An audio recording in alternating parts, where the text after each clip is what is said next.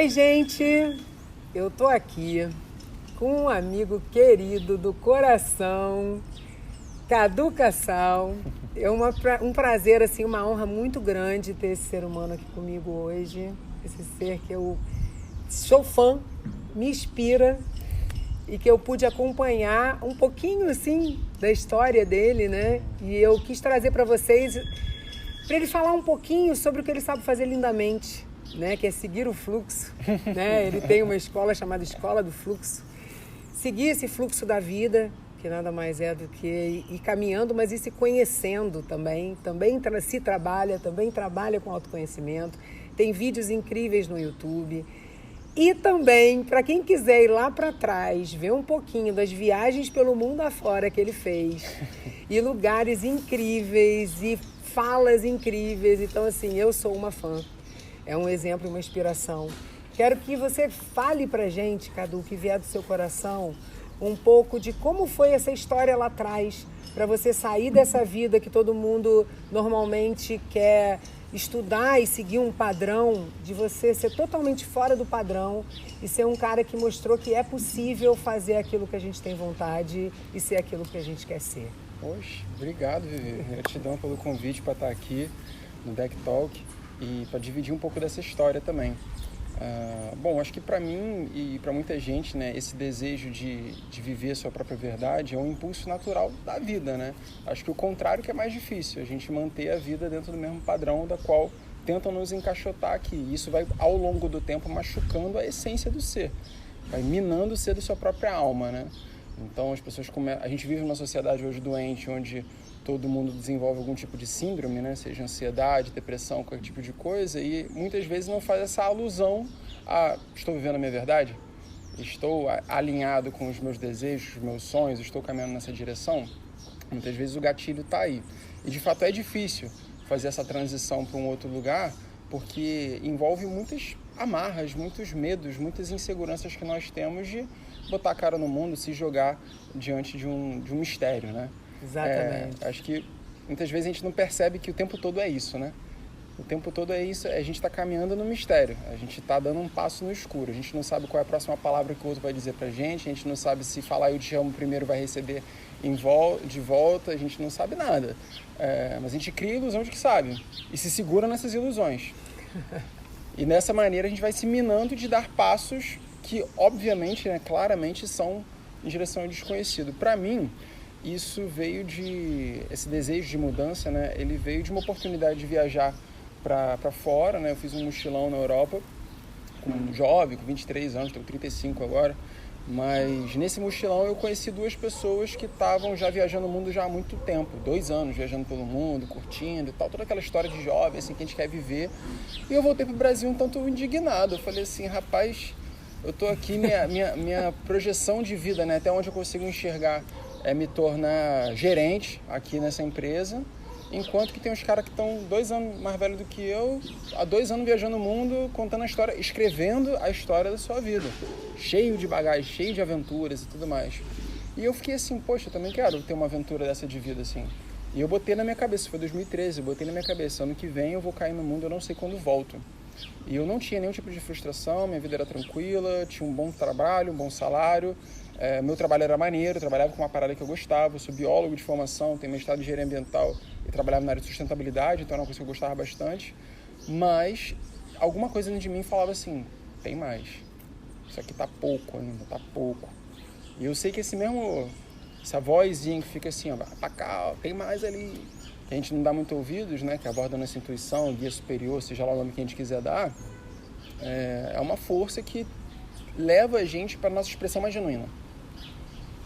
E para mim isso é confiar no fluxo. Exatamente. Então eu decidi dar ouvidos a isso e eu botei na minha cabeça, ano que vem eu vou cair no mundo, não sei quando volto. E assim foi, magicamente, né, porque o universo é cheio desses mistérios. Eu falei assim um dia, né, comecei a pesquisar sobre como trabalhar e viajar ao mesmo tempo, eu não tinha grana guardada. E aí um belo dia eu botei no Google assim, como viajar de graça. Aí apareceu um concurso. A Austrália está convocando brasileiros para viajarem pelo país e tudo mais. Demais. Aí, e eu nunca tinha aplicado para um concurso desse tipo, nunca tinha achava isso tudo uma grande balela, né? A gente vê, tem que botar um vídeo, mostrar que você é o cara para promover o turismo. Eu falava assim, tá bom. Ou é arranjado, ou, tipo, ninguém ganha esses negócios, né? E eu falei assim, não. Eu senti na hora, eu falei assim, minha rota de fuga. É isso. Eu não tinha essa conexão com o sentir. Hoje eu consigo perceber, olhar para trás. Mas eu senti, falei assim, é isso, minha rota de fuga é por aqui que eu vou. Eu vou participar desse negócio, eu vou ganhar e vou cair para fora do Brasil. E não deu outro, eu participei, fui passando das etapas, consegui chegar no segundo lugar desse prêmio e isso me deu uma bolsa de estudos de 3 meses ali na Austrália, quem me garantiu o visto de trabalho. Então, resumo da ópera, eu consegui sair daqui do Brasil, né? Pedi minhas contas do meu trabalho, saí daqui com 3 meses garantidos na Austrália, 1 mês de acomodação paga, R$8.000, que era todo o dinheiro que eu tinha. E no primeiro mês que eu cheguei lá, já torrei metade, porque era a primeira vez morando fora, né, em outro país, aquela coisa toda. E fui dando meus pulos para fazer a vida acontecer. Só que quando a gente sai desse lugar conhecido, né, principalmente no que tange mudar de um país para o outro, mudar de uma cidade para outra, né, como acontece bastante aqui no Brasil, né, a gente é cheio de imigrantes em toda a cidade, você perde o teu referencial de eu. E essa é a grande maravilha assim, da viagem como ferramenta de autoconhecimento. Quando você está distante de tudo aquilo que faz você pensar quem é você, tipo assim, quem sou eu dentro do meu ambiente de trabalho? Quem sou eu diante das coisas que eu gosto de comer? Quem sou eu na minha língua? Quem sou eu? Essa é a grande pergunta da existência. Quando você está distante desses referenciais que te empacotam, que já tem uma expectativa sobre você, essa pergunta se expande, né? Quem sou eu na Índia? Como me apresenta para uma pessoa totalmente nova, como me apresenta? A gente geralmente se apresenta diante do nosso trabalho. Quando você não tem trabalho, como você se apresenta? Exatamente. Então, para mim, a viagem ela foi me abrindo para outras formas de ser, conforme eu estava exposto a novas realidades, novas pessoas, e isso me deixava muito aberto, muito rendido. E pessoas muito incríveis começaram a cruzar meu caminho, porque essa compactação naquilo que eu penso que eu sou também sobe meu muro do julgamento, né? Afinal, isso aqui, tudo que eu conheço, que eu entendo por mim mesmo é conhecido, é confortável, e tudo aquilo que está fora desse limite aqui é estranho. Sim. Então fica muito mais fácil eu julgar e falar assim, não, se você não parece comigo, não gosta das mesmas coisas que eu, você é estranho, eu não quero interagir com você, você me fere. Em algum lugar você me fere. Então quando a gente consegue baixar assim, a barreira do julgamento, a gente consegue tornar a vida e qualquer tipo de relação uma oportunidade de conhecimento. Com certeza. Porque é isso que ela é. E assim foi. Quando eu fui fazer minha viagem, eu comecei a baixar um pouco a barreira do julgamento, novas pessoas começaram a cruzar meu caminho, trazendo os conhecimentos das trajetórias delas, que um era mais da filosofia, o outro era do contato com as medicinas da floresta, o outro era mais do budismo e tudo mais. E eu comecei a ter a grande revelação, assim, que eu acho que é onde começa a caminhada de conhecimento, que é tu perceber que tu é ignorante. Então, quando tu começa a perceber que tu não sabe nada, aí tu fica assim, rapaz, então eu preciso aprender, né? Aí tu começa a fazer melhores perguntas. E ao fazer melhores perguntas, a gente aprende, né? Com certeza. E o outro é uma grande escola, né? Sempre. Sempre. Né? Aquela coisa que, quando a gente olha alguma coisa que incomoda, pensa dentro da gente mesmo o que é, por que isso incomoda, né? Tem algo ali. A sua trajetória sempre foi uma trajetória de alguém que sempre acreditou em si mesmo, né? Que eu acho que lá dentro de você, você sempre acreditou que você podia, que você era capaz de qualquer coisa, né? Sim, acho que isso oscila diante dos diferentes desafios, né? Sim, com certeza, claro. Com certeza tiveram momentos de transição, quando eu, por exemplo, duvidei muito de mim mesmo para poder começar a falar de autoconhecimento, por exemplo. Eu lembro disso. Né? Você pegou um pouco dessa fase. Eu falava, você precisa falar disso. Você falava, não, mas é uma outra pegada. E de repente, quando você começou a falar, eu falei, que bom, gente. A gente se conheceu um pouco nesse período, assim, que eu estava nessa transição, né? Eu tinha acabado, quando a gente se conheceu em 2018. Eu tinha voltado para o Brasil em 2017, pela primeira vez, 3 anos depois de estar... Morei na Austrália, Nova Zelândia, na Índia, no Nepal, na Tailândia, na Malásia. Viajei de graça por vários desses lugares, muitos convites inesperados aconteciam, muitas sincronicidades e muito pouco recurso. Eu vivia com o mínimo, e magicamente as coisas aconteciam, convites muito inusitados aconteciam. E era o tipo de coisa que eu, nascido no Morro do Pinto aqui no Rio de Janeiro, vindo de onde eu vim, minha família e tal, eu falava assim, jamais que eu vou viver um negócio desse. Não existe, não tem como. E aí, quando menos esperado, tava eu num resort, cofurô na varanda, na Tailândia. A vida é muito boa. Eu, assim, que loucura materializando, é essa? Né, cara? Aquilo que lá no fundo, porque é isso, você fala muito da lei da atração também, que é uma outra coisa que eu vou pedir para você falar. Que, cara, a gente consegue materializar quando a gente pensa naquilo que a gente quer, né? Sim. Essa sincronicidade. Sim. E a gente pode falar sobre isso, até sobre a lei da atração, assim, né? Eu gosto de desmistificar, né, um pouco e mostrar para as pessoas, porque assim, tem uma parcela das pessoas que tem um ceticismo muito elevado, como eu já tive, e nesse ceticismo, né, tudo precisa de prova, tudo precisa de argumento, tudo precisa de lógica, precisa ser comprovado com teste duplo cego, enfim, para falar que funciona. E aí, às vezes, tem pessoas que vão se sustentar na física quântica, ou seja lá o que for, e tem muitas coisas que não conseguem ser provadas. Não é porque o experimento da dupla onda funciona que você pode falar que por conta disso, aí você consegue manifestar seus sonhos, sabe? Isso não é cientificamente comprovado. Então, se não é cientificamente comprovado, por uma limitação tecnológica que a gente tem, talvez seja uma outra forma de abordar, só através de experiência empírica mesmo, falando da sua própria vivência, tipo, tudo que você já conseguiu conquistar através disso, e dá medo falar de si mesmo, né? A gente quer comprovação. Mas, por exemplo, na lei da atração, quando a gente olha assim, a gente tem no nosso cérebro, a gente tem uma estrutura chamada Sistema de Ativação Reticular Ascendente, que é a SARA, Sistema de Ativação Reticular Ascendente, que é uma partezinha no caule ali, tipo, no finalzinho do cerebelo, entre o bulbo aqui da parte mais baixa do cérebro e o resto da medula espinhal, o resto que vai direto para nossa coluna, que é onde filtra a informação que é a mais relevante para você decifrar no cérebro. Afinal, tem um monte de coisas acontecendo aqui. Tem a planta roxa lá, tem outra vermelha aqui, tem a cor das meninas, tem o cabelo de uma, o cabelo do outro. Tem muitas coisas que meus sentidos estão recebendo, mas nem tudo é importante de eu estar, né, processando, né? Exatamente. E o cérebro é um grande processador. Beleza. Então, quando a gente começa a definir o que é importante, a gente começa a perceber mais. Então, é aquela velha história, tipo assim, você fala que você quer um carro vermelho e você começa a ver carro vermelho para tudo quanto é lado.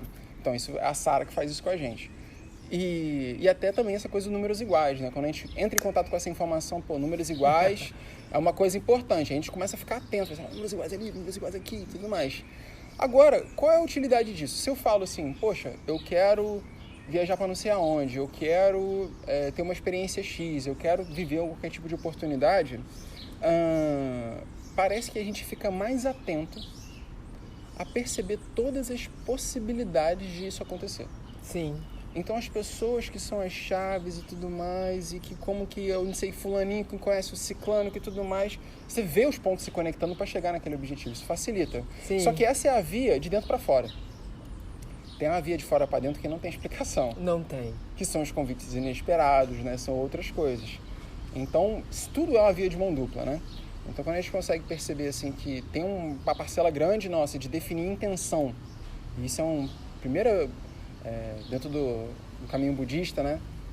Tudo começa na compreensão correta, que é a compreensão correta da realidade, de entender que tudo é uma coisa só, de que tudo é movimento, de que tudo é cíclico. Isso é primeiro. Quando o Buda se ilumina e ele fala assim, bhikkhus, que são os monges, né? Monges, vou aqui agora falar para vocês qual é o caminho para a iluminação. Tudo começa na compreensão correta. Aí ele para, aí agora o pensamento correto, que é a intenção correta. E isso é uma coisa basal, assim, né? A gente não consegue se mergulhar, por exemplo, num projeto grande, ou numa dieta, num jejum, num exercício físico, qualquer coisa que seja, se a gente não sabe pra que a gente está fazendo aquele negócio. Exatamente. A gente perde força de vontade ao longo do caminho. Então, essa definição da intenção, e a intenção pode ser, sim, uma expectativa de retorno, de ganho, ela é muito fundamental para todo o resto funcionar, como se fosse uma consequência. Uhum. E assim também para a gente definir nossos projetos. E aí tem uma engrenagem também misteriosa, que a gente ainda não tem matemática para explicar isso, que quando a gente joga essa intenção, e eu utilizo até de ferramenta pessoal esse mecanismo de falar para todo mundo dos meus sonhos. Mas eu falar, aí para mim é como se estivesse polinizando. Eu falo assim, então eu tô querendo construir uma ecovila e tal, tô querendo construir... Maravilhoso. Eu tô querendo construir uma comunidade... Eu também, vamos junto? Pois é. Eu tô querendo construir uma comunidade intencional, onde eu possa guiar minhas práticas de breathwork, né, de respiração ativa para as pessoas, meditação e tudo mais, que a gente possa viver, plantar a própria comida e tudo mais. Você começa a pulverizar o sonho, aí não é mais só você pensando sobre aquilo. Exatamente. Aí se todo mundo é um grande imã, né, Você tem agora, às vezes, 25, 30, 40, 50, milhares na internet, pensando que aquilo ali é uma possibilidade. Onde estava só na sua cabeça, esse universo existindo, do Cadu ou da Vivi tendo uma ecovila, esse universo existindo estava na cabeça de uma pessoa. Agora está na cabeça de várias. Exatamente. E isso ganha uma força gravitacional mesmo para aquilo ali começar a acontecer. É quando você menos vê, chegou na tua mão assim, com mínimo de esforço, sabe? Então é uma estratégia assim que eu adoto também. Dá medo, né? Fazer esse tipo de coisa, porque é compartilhar teus sonhos, né? Isso às vezes dá medo. Mas você falou sobre esse desafio da autoconfiança, para começar a partilhar essas coisas. E por acaso a Lei da Atração foi o primeiro vídeo que eu fiz no que tange falar de espiritualidade. E eu tinha muito medo do julgamento. Tinha muito medo do julgamento devido a inseguranças de, quem sou eu? É sempre essa pergunta. Qualquer coisa, quero empreender, quero fazer não sei o que lá. Sempre a pergunta é, quem sou eu para? Que flerta ali um pouquinho com a outra pergunta, que é a grande pergunta da existência, que é quem sou eu? E essa é a grande pergunta que limita a gente para tudo. Exatamente.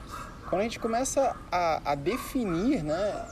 Porque esse quem sou eu, se a gente for olhar num lugar mais absoluto, né? Que, enfim, todas as religiões vão tratar um pouco disso, né? Quem sou eu? Eu sou aquilo que observa. Eu sou aquilo que contempla. Enfim, eu sou a grande existência acontecendo. Mas nós temos aqui o ego, que é a nossa estrutura, que não é... Eu não vejo como um vilão, mas é algo a ser lapidado. Total, necessário ser lapidado, né? Porque ele foi lapidado desde criança. Sim. Aí ele precisa ser deslapidado para relapidação. Exatamente, né? Porque se a criança fosse aquilo que ela nasceu para ser daquela forma, né? Exato. Sem se querer se colocar numa caixinha para ser aceita, né, por essa sociedade. Exato. E isso é um processo um tanto inevitável, assim, né? Essa é a grande caminhada, assim, pelo que eu vejo das tradições orientais. Que a grande pergunta é assim, a gente saiu um pouco da pergunta do quem eu sou, mas esse assunto é interessante, que é, se toda criança nasce pura, conectada com o divino, e ela é pura essência expressa, por que a existência colocaria ela diante de determinados desafios, né? Familiares, sociais, quaisquer que sejam, para que ela então desenvolva tantas compressões, né? Aí se você vai olhar, por exemplo, na filosofia budista ou hindu, né? Tem toda a ideia do karma, que, vem aí geracional, muitas vidas e tal, que é o que vai ditar se você... Por que você nasceu aqui no Rio de Janeiro, ou então nasceu lá no Zimbábue, ou nasceu lá no Chateau na Suíça, ou nasceu lá na Ásia e tudo mais. Que engenharia é essa que faz essa identidade, que eu penso que sou eu, essa identidade nascer aqui, acolá e passar então por essa sequência de experiências até chegar num ponto da idade onde eu falo assim, peraí, o que está acontecendo? E começa a tirar todas essas camadas para então fazer um contato mais genuíno com aquilo que se é. Essa é a caminhada espiritual aí, quando ela se inicia para todo mundo em diferentes níveis, diferentes idades. Mas esse condicionamento, ele faz parte, o condicionamento, ele faz parte para que o descondicionamento aconteça e a gente tenha o prazer de se relembrar quem se é.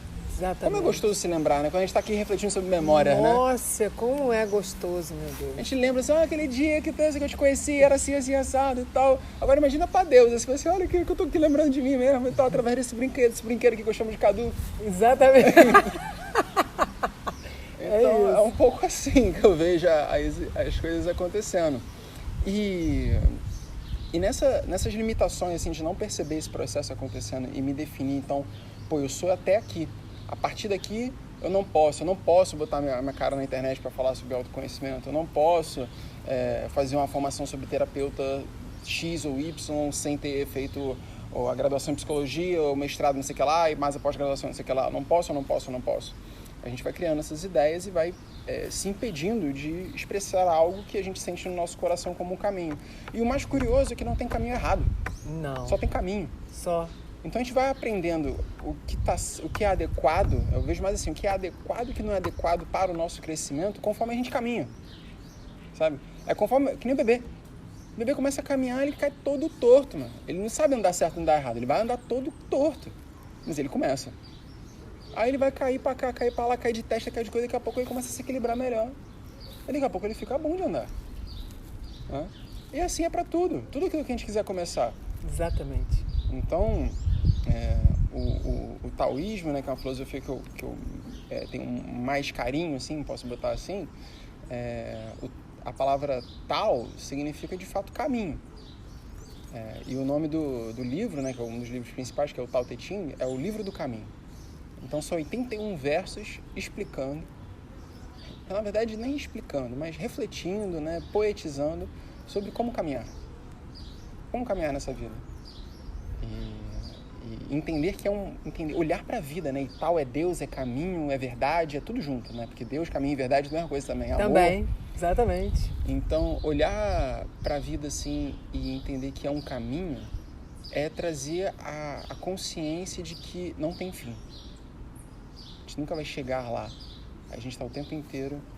Cada passo que eu dou, eu estou desenvolvendo meu equilíbrio, né? Pro resto da vida. Exatamente. Cada passo que eu dou, eu preciso estar com esse pé aqui bem firmado para eu poder mexer o próximo. E isso não para.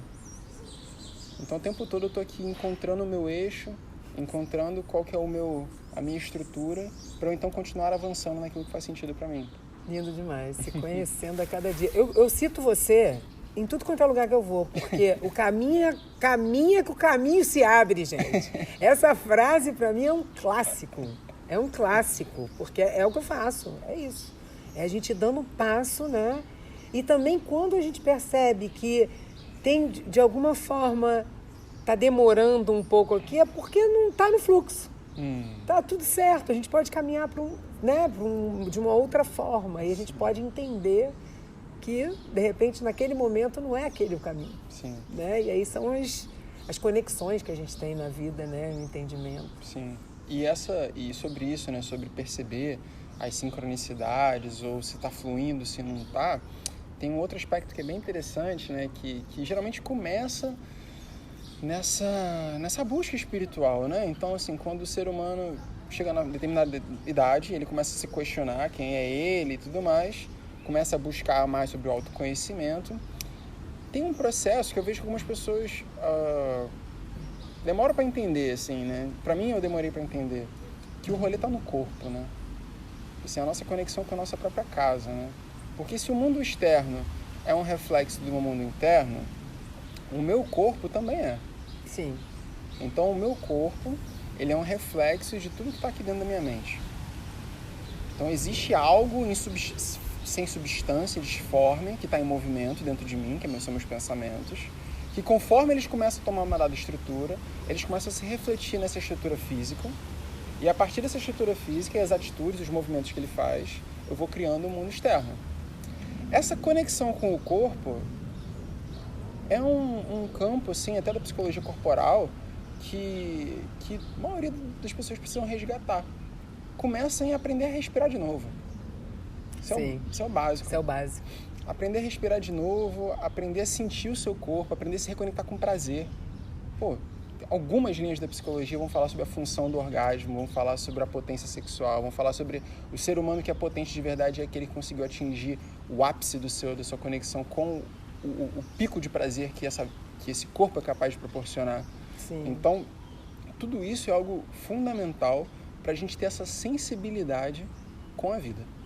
Porque essa sensibilidade com a vida, de perceber, tem sincronicidades acontecendo, estou no caminho certo ou no caminho errado, isso se dá através de uma capacidade de perceber. E a gente só pode perceber através do corpo. Não tem outra forma. Isso aqui é a nossa antena. Sim. A gente tem os nossos 5 sentidos aqui que permitem a gente ver o mundo à nossa volta. O quanto isso aqui está afinado? Eu tenho um curso dentro da escola que eu chamo de Sintonia Fina. E eu falo assim, para a gente poder aprender a transformar a vida em música, transformar a vida em beleza, em arte, em coisas boas acontecendo, a gente precisa primeiro aprender a afinar um instrumento. A gente fazer muito é que afinar um instrumento. E afinar um instrumento envolve estar em profunda conexão com esse corpo aqui, saber quem se é, saber ocupar o seu próprio espaço, para então ocupar outros espaços, né? Com certeza. E a gente vai caminhando firme. Assim é. Que lindeza. Gratidão. Gente, é uma aula de vida, né? A gente só agradece. É muita coisa linda e foi caminhando, né, Cadu? Isso que é o mais bonito. Foi caminhando, foi vivenciando, foi se superando, foi enfrentando desafios, foi se conhecendo cada Continua dia sendo. mais. Continua e vai ser a Continua vida sendo, inteira. vai sendo. Não tem como, né? Não tem como. Isso. É aquilo que você falou, é a vida inteira. É dar um passo firme para dar o outro. Dar um passo firme e a vida toda assim. Então, muito obrigada Eu agradeço, pela sua obrigado. presença, pela sua energia, pelas suas palavras, que toque muitos corações por aí, que a gente ainda consiga fazer outros encontros, né, e levar esses trabalhos da melhor forma que a gente conseguir sempre, né? Eu acho que tem uma rede que vai se formando, que vai se unindo, e que de vez se separa e daqui a pouco vai se reconectando de novo, mas tem uma rede sendo formada, assim, de pessoas que pensam parecido e que podem, de alguma forma, levar, né, essas mensagens de uma forma linda, assim. Obrigada pelo seu trabalho, por tudo que você faz. Obrigado. E vamos juntos. Valeu. Beijo no seu coração. Tamo junto.